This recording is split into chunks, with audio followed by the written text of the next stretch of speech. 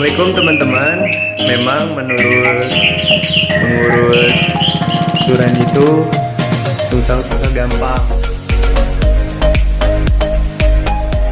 Assalamualaikum warahmatullahi wabarakatuh.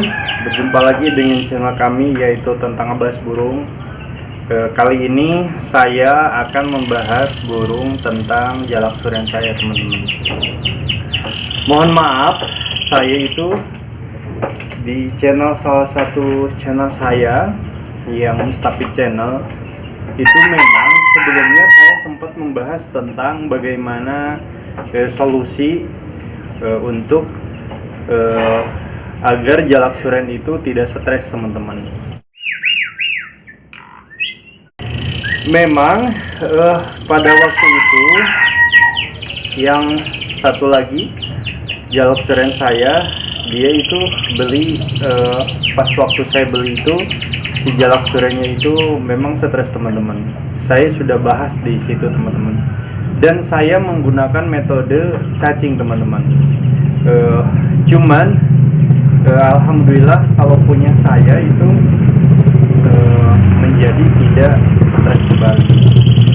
Nah, cuman teman-teman, ternyata tidak semua metode itu cocok atau bukan bagus sih bagus, tapi tidak cocok mungkin bagi sebagian suren yang lain, teman-teman.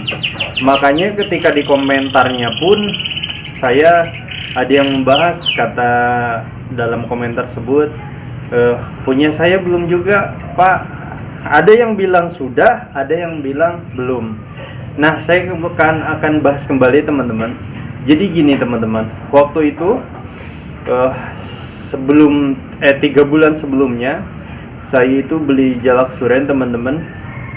Dan pada waktu itu saya bertanya kepada salah satu suhu saya, ini yang ada di channel ini. Saya sempat main ke rumahnya, yaitu Mang Aping.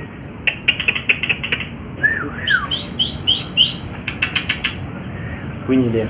Saya sempat main ke Mang Aping, dan kata Mang Aping begitu. Salah satu caranya yaitu dengan menggunakan metode hanyir. Dan memang punya saya sudah mulai baik kembali pada waktu itu. Dan setelah itu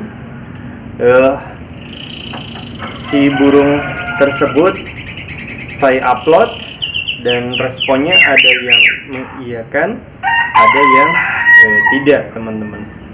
Nah, saya akan kupas itu hari ini, teman-teman. Jadi gini, ternyata teman-teman, selama 3 bulan tersebut saya tidak pernah mengupload lagi tentang jalak suren. Saya tidak lagi membahas jalak suren. Karena apa? Saya tahu saya waktu itu belum paham betul terhadap jalak suren. Begitu, teman-teman.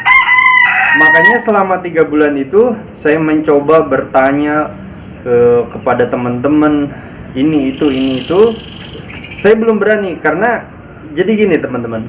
Saya sempat punya pentet, saya punya sogon, saya punya tercukan, saya punya kutilang, saya punya jalak kebo, dan saya punya satu lagi lakbet. Saya tidak tahu tentang hal tersebut. Saya belum mengerti tentang hal tersebut.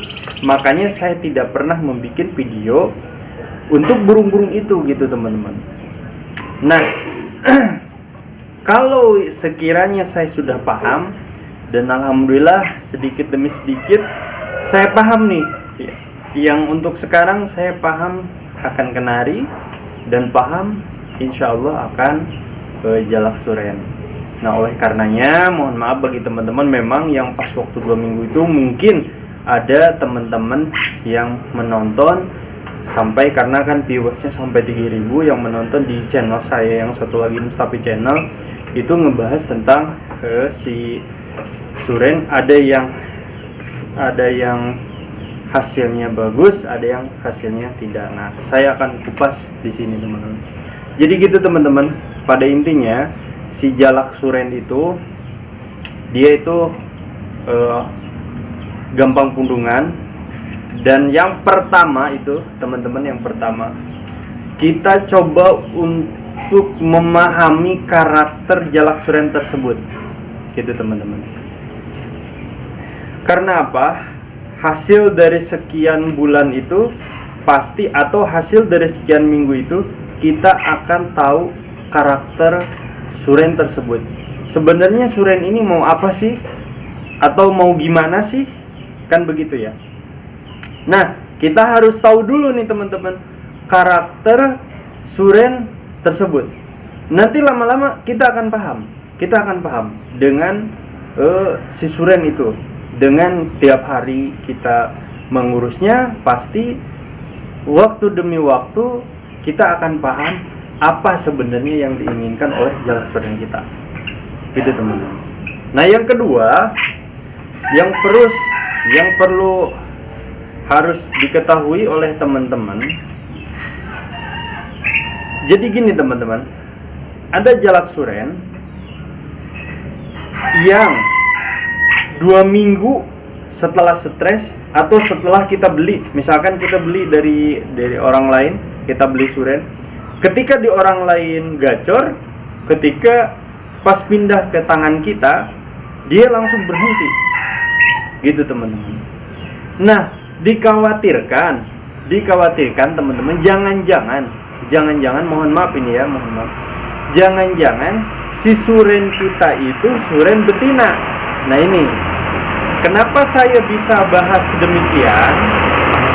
Jadi ceritanya gini teman-teman, karena saya kan berusaha untuk memahami jalak suren. Ada teman saya, dia itu main di jalak suren. Nanti saya insya Allah kalau ada waktu, dan kalau teman saya sempat juga, beliau juga kerja di PT juga, kalau ada waktu nanti kita main ke sana.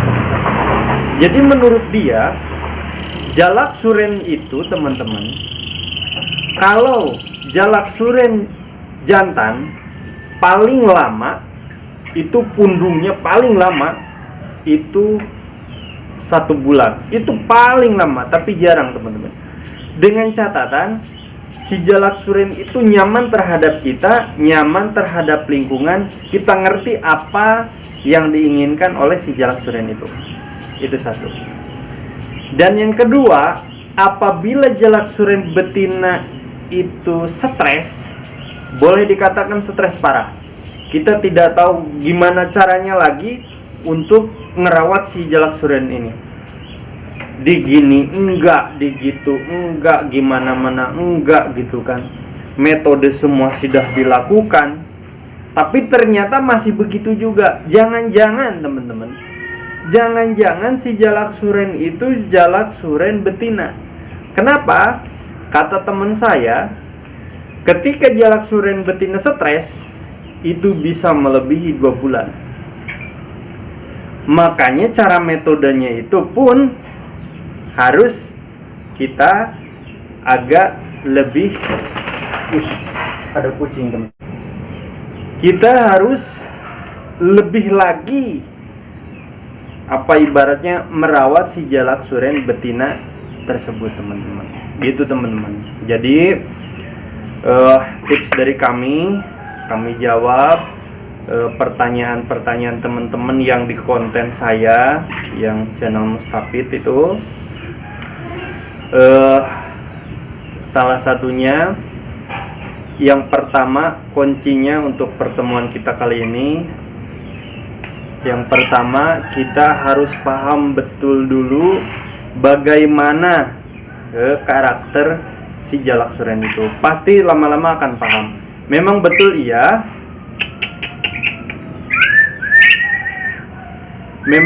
iya, kalau jalak suren yang istilahnya, kalau jalak suren yang tidak gampang pundungan iya, tapi kan karakter suren itu beda-beda teman-teman, beda-beda karakter si jalak tersebut, gitu teman-teman.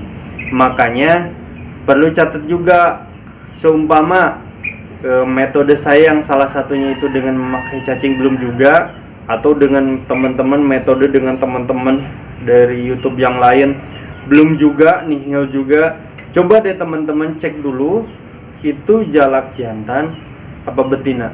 Karena saya dapat dari informasi, bahkan dia itu peternak teman-teman, peternak suren.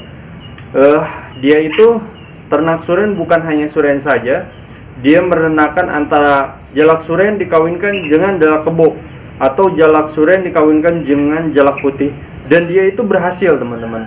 Nah gitu teman-teman, dia itu membicarakan hal tersebut.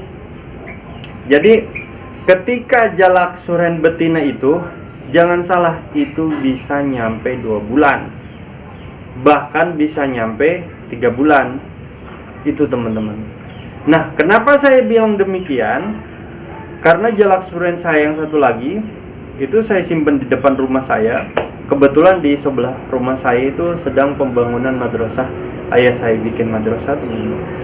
Ketika burung-burungnya yang lain tidak stres, dia malah kembali stres lagi. Dan ternyata ketika banyak orang, banyak tetangga yang ikut andil dalam pembangunan, dia stres kembali. Dan saya coba tanya ke dia, makanya selama 3 bulan saya tidak memberi jalak suren, karena saya ingin tahu betul bagaimana jalak suren tersebut gitu teman-teman.